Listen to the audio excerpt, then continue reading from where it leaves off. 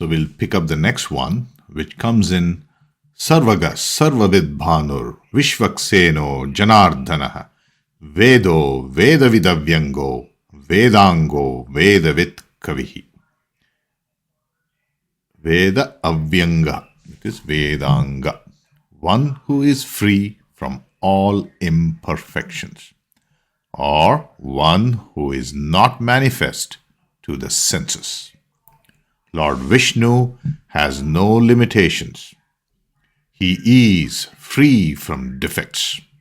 He is perfect. Lord Vishnu is awareness.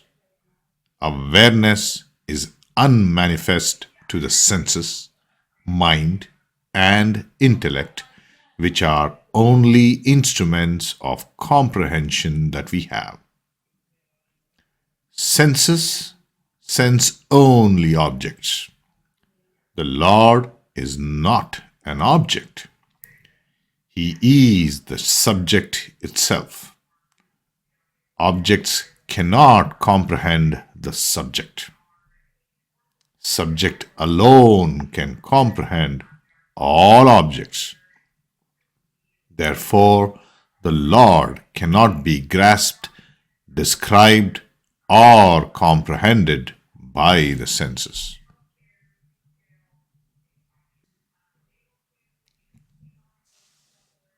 Vedaangah, one whose limbs are Vedas. Veda plus Anga. Veda Sarvangani, says Kenopanishad.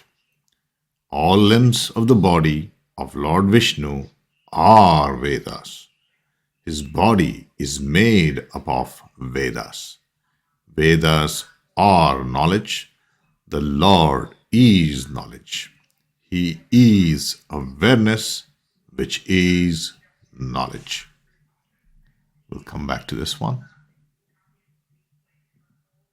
Vedavid, one who is the authority of Vedas. Vedas cannot be understood by mere chanting in a light-hearted manner. They have to be read seriously and contemplated with total concentration. One has to read and reflect on what he reads and then enjoy the profundity of its message. Being the authority on Vedas, Vishnu alone is said to be the most knowledgeable person. We'll come back to Vedaangah. Today we take up the name Vedaangah, or whose verily body is knowledge or wisdom. Friends, each week we study the name of Lord Vishnu and have gained knowledge and are influenced with the thoughts that are completely illuminating in nature. We have attempted to appreciate the names and the spirit behind those names with a fair degree of rationality. By putting the name in the lens of science as well as in the lens of art and literature and its mythological or historical significance. Before we go into Vedaangah, let's do a quick refresher of Veda with a touch of rationality, of why, of what, of where, of how. Friends, a scientist is but the discoverer of the laws of nature.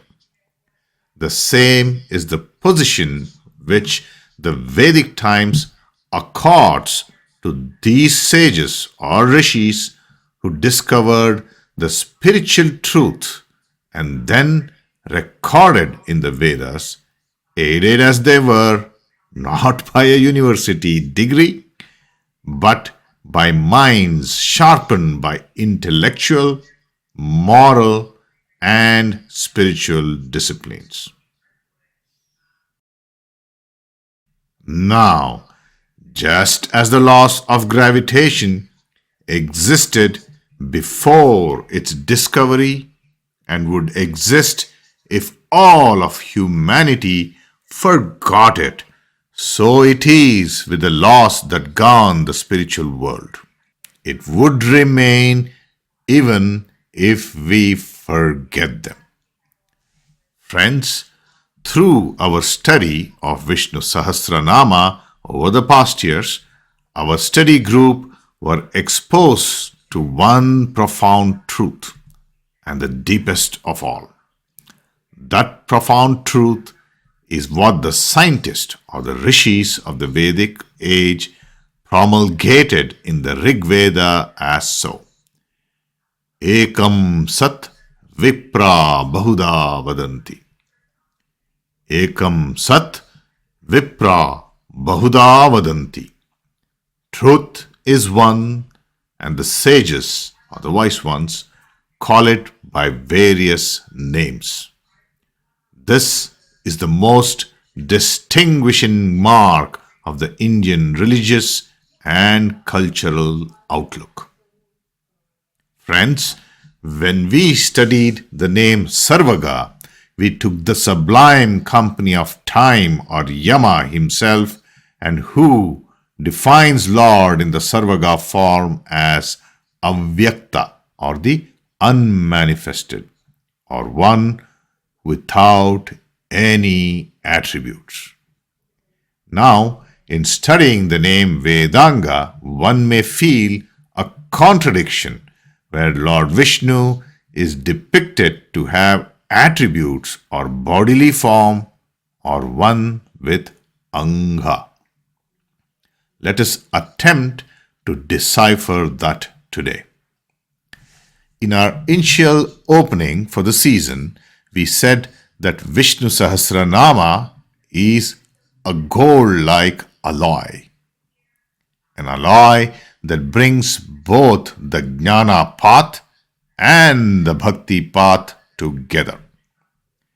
In our earlier approaches, we applied the tool of rationality, the system that assimilates the spiritual experience by asking the question of why, of what, of where, and how.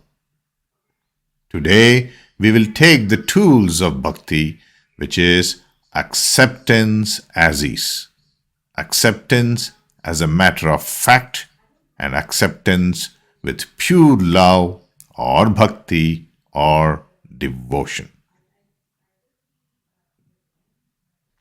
In studying the name Samatma, one who exists everywhere in equal portions, through the Narasimha Avatara in the story of Bhakta Prahlada, we saw the clash of the Jnana and the Bhakti paths, where the father is questioning with the Jnana element of why, who, where, and is confronted with his very own son Prahlada, or Bhakta Prahlada as popularly known, with his bhakti or pure love of accepting and cherishing the Lord in his young and tender mind. Friends, in some way we could argue that both paths, the Jnana path and the Bhakti path, did allow one to realize the Lord. In that story of Narasimha Avatara, the why, what, where, how of Jnana that was enveloped by an ego could not digest the energies of Lord Vishnu, and instead got digested itself. However, the bhakti or the love and devotion path of Prahlada went on to cherish the magnanimity of Lord Vishnu's Narasimha Avatara. So bhakti is the acceptance without questioning, accepting not out of ignorance, but out of pure love or pure trust and pure devotion. Friends, In our interactions, we see such exchanges of emotions between friends. We do drop all things we are doing when a friend approaches for help or assistance. We have cultivated in us a deep empathy, an undiluted capacity to be there for the calling of another. Forget the calling, even without a calling, the capacity of love in each of you has found itself to the doors of a friend's home with a box of food for someone who has found relief with such an outpour of affection. A gesture that says, "No, you are not alone. We too are there for you." Now, where is that outpour coming from? It is coming from a place of love or a place of affection. Now, such similar is how we want to experience the Lord, our deity, through this bhakti path or the path of love. We want to experience that energy as if we experience a friendship in all its proximity and all things in a very dearly way. So, we begin to manifest that unmanifested in a very friend-like form. A friendly form that can pull us away from a difficult situation. A friendly form that can bring relief just with the presence. So here, in the name Vedaangah, we begin to see Veda or knowledge that we studied earlier with the Jnana mudra and understood as that which cures all weakness, as that which infuses strength. Now, in this name Vedaangah is brought closer to perception by giving it a form of a bodily figure. Friends, in an earlier study, we asked the question, what is the nature of knowledge? What are its attributes? Here, in the name Vedaangah, are attempts made to bring that knowledge much closer to our perception by giving it some bodily attributes. Friends, let us unfold the angas or the bodily parts of the Lord that is folded inside the name Vedaangah by associating to a bodily form in our attempt to experience the Lord as a friend. I earnestly request that you treat most of the material presented here as only introductory, and those who carry more interest should take up deeper study and discover what may have influenced such a mapping. So the first of the angas is the siksha, which is attributed as the nose and lungs. The function of the nose is to support the breath. The breath allows for the pronunciation of the syllables and deliver the right sanctity to the Vedic chants. The next is the Vyakarana, which is anointed as the mouth. The grammatical accuracy is very essential for any work of literature. Accuracy makes things readable and easy to assimilate and also derive the context. Next is the chandas, which is attributed or mapped to the feet. The feet can be extrapolated to the walking gait or pace. This allocates a rhythm to the recitation of the Vedas. The very Vishnusahasranama that we recited is composed in the Anushtup Chandas. We got a divine opening to our previous study with the stotra Shuklam Bharadaram Vishnum Shashivarnam Chaturbhujam Prasannavadanam Dhyayet Sarvavighnopashamtaye. Such stotras that have 4 padas to a stanza, with each pada having 8 syllables, are said to be in the Anushtup Chandas. The next one, of course, we are here going through the Vedaangah. So the next Anga is the year, and it is called or mapped to Niruktam. Niruktam is the Vedic dictionary. Each word is broken syllable-wise, indicating the root from which it is derived and the meaning of each syllable. The equivalent is the etymology in English. As the year, the indication is towards the precise meaning of the complexity of the word derived from the different syllables. The next is the eye, and it is taken as the Jyotisha. The Jyotisha serves as the eye, the organ of sight.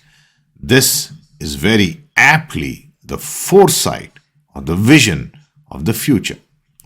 Only he sees what no one else sees. The next is the arms, which is mapped as the Kalpa or the Kalpanga of the Veda. Now, having gained all such mastery of Vedas through its pronunciation and proper diction, as well as understanding the meaning and the spirits behind those words, one needs to put forth that knowledge for worldly benefits. Such action is seen through the hands, and the kalpa here is action.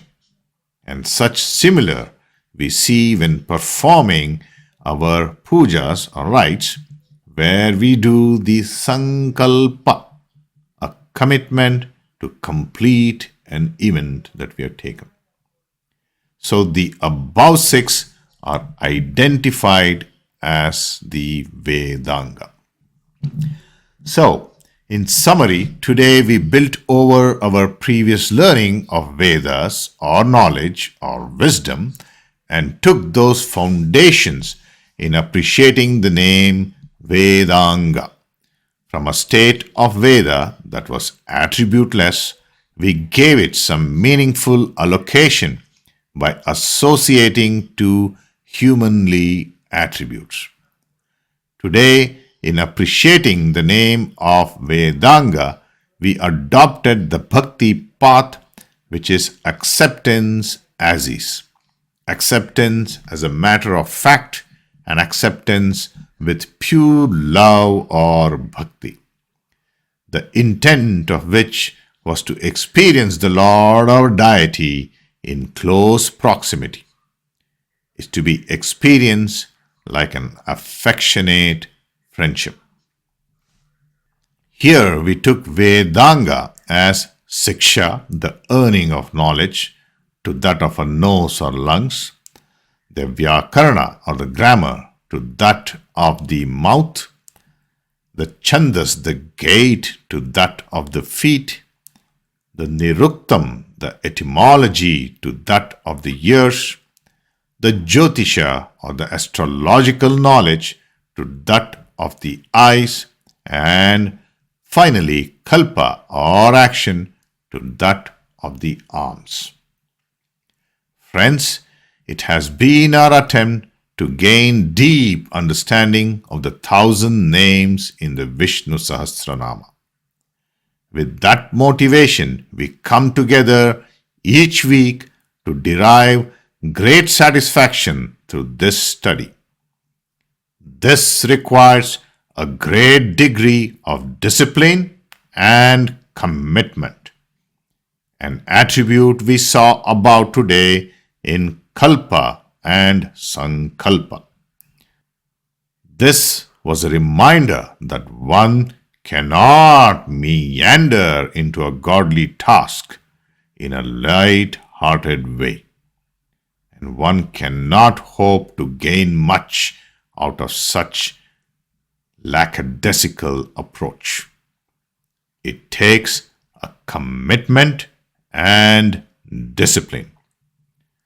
I would like to conclude with this Kena Upanishad sloka that leaves us with deeper hints on the name Vedaangah. These Upanishadic statements or slokas come as a dialogue between students and teacher. The sloka here starts with a question.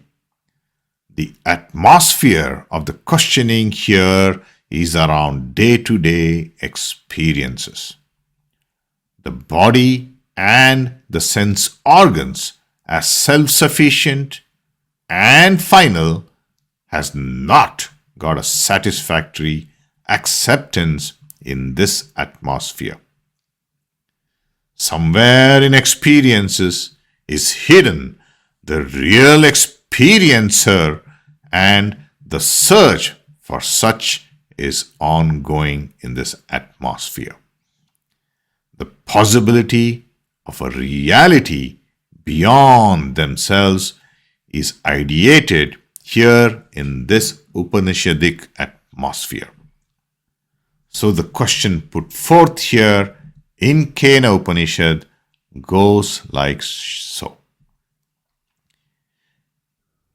Kenashitam patati presitam manaha kena prana pratamam prayiti yukta kena isitam vacham imam vadanti chakshu shrotram kaudevo yunakti.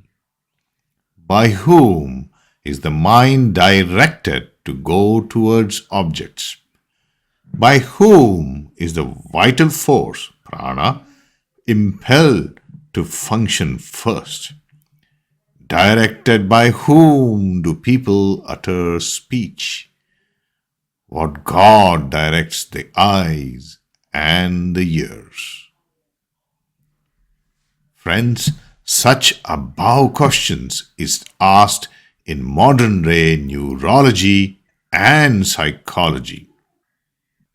Is there a principle of pure intelligence, uncompounded and free from the psychophysical organism of man? But next, here comes the reply of the teacher in the Kena Upanishad. Shrotrasya shrotam manaso manoyat vacho havacham sa upranasya prana chakshusa chakshur atimuchya dhira pretyasmalalokadamrita bhavanti.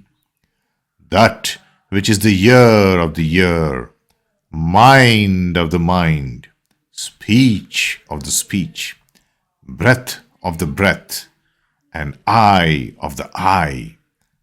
Wise ones, separating that Atman from these sense functions, rise out of sense life and journey towards immortality. Friends, in a previous study of the name Veda, we took aid of a penetrating insight of physicist Sir Arthur Eddington on how awareness shapes the very knowledge we seek. Awareness shapes the very knowledge we seek. Of how true knowledge is not outward but inward. Of how true knowledge is not outward but inward. We see such similar sentiments in this teacher's response in Kena Upanishad. Friends, today we delve deeply into the experience and the experiencer. Before we go into our meditation, let us make a prayer that seeks for good experiences and also to be bestowed with the capacity to digest the not so good experiences. This prayer allows us to climb one more step in that spiritual ladder that we are climbing together. I will say the line and pause. Please attempt to recite this yourself and make it close to you in your capacity. Let's make the prayer together for seeking for good experiences. So I'll say a line, pause, and you can make to repeat after and make it yours. Om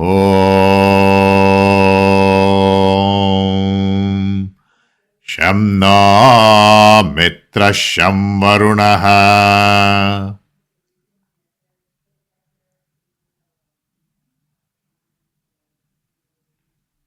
Shamna Bhavatvaryama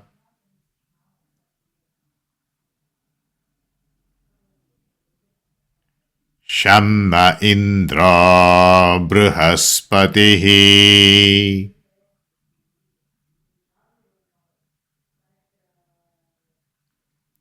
Shamna Vishnurukramaha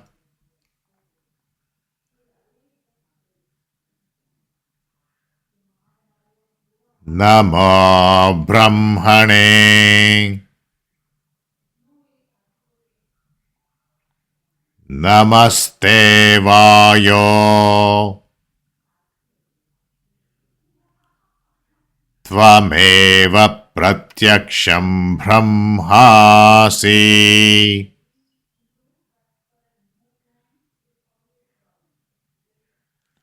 Tvameva Pratyaksham Brahma Vadishyami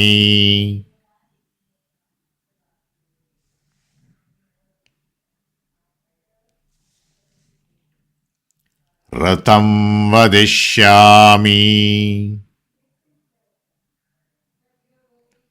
Satyam Vadishyami Tanmamavatu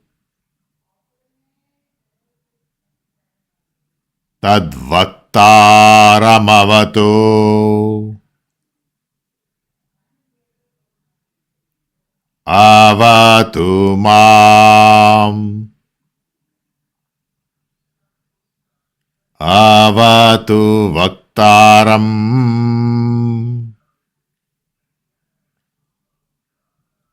Om Shanti Shanti Shanti.